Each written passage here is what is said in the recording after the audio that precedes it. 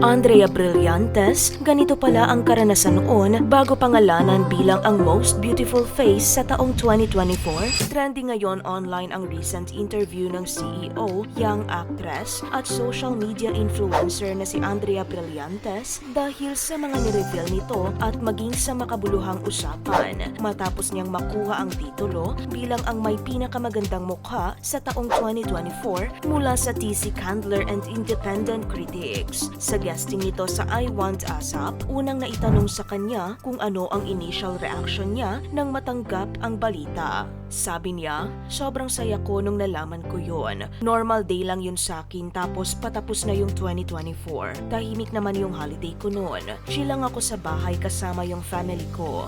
Wala na akong ine-expect na may pahabol pa yung 2024 for me. Nung nalaman ko yun, gulat na gulat ako. Hindi naman makapaniwala ang lahat sa ni-reveal ni Andrea dahil ang ina niya raw talaga ang hiningian niya ng reaksyon. Ayon sa dalaga, yung mama ko talaga yung tinanong ko kasi alam ko sila yung super saya. Sa akin kasi wala naman ako masyadong care sa mga title na yan kung most beautiful, pero syempre masaya ako na napili ako. Sa unang pagkakataon, naikwento ni Andrea ang hindi magandang karanasan niya noon. Dati kasi sobra akong nabubuo sa school. Parang never ako talaga naging maganda sa school. For the longest time, insecure na insecure ako. Never ko nakita sarili ko na maganda ako. So para makita ng iba na ganun, na top 1 ako, sabi ko, grabe yon, thank you. Pero una kong pinasalamatan si Lord. Tila nahihiya namang nagtanong kay Andrea ang Pinoy Big Brother Gen 11 Big Winner na si Fiang Smith na siyang isa rin sa host ng programa. Naitanong nito kung paano ba raw na-achieve ni Andrea ang ganito kagandang mukha. Sagot ng aktres, nanay ko. Pinagdasal ako ng todo, totoo. At saka maganda kasi yung nanay ko.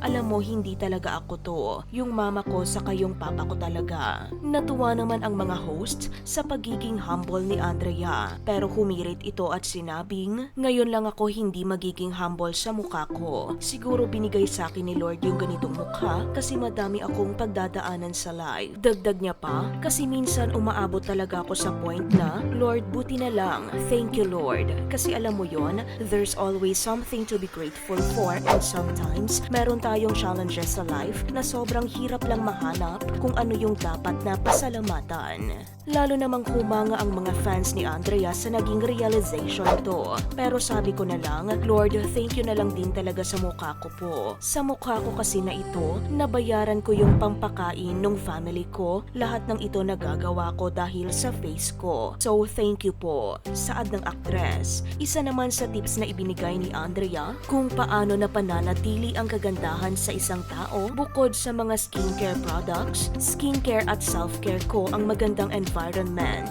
Kasi pag stress ka sa kasama mo, kausap mo, hindi ka gaganda.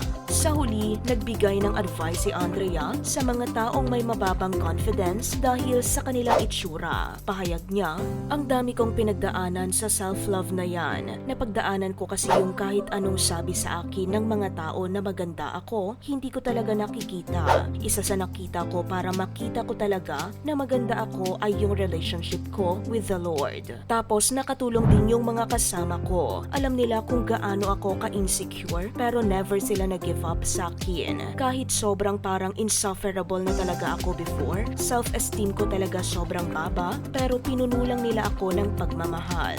Isa ka ba sa na-inspire? Ano ang masasabi mo sa mga naging pahayag ni Andrea?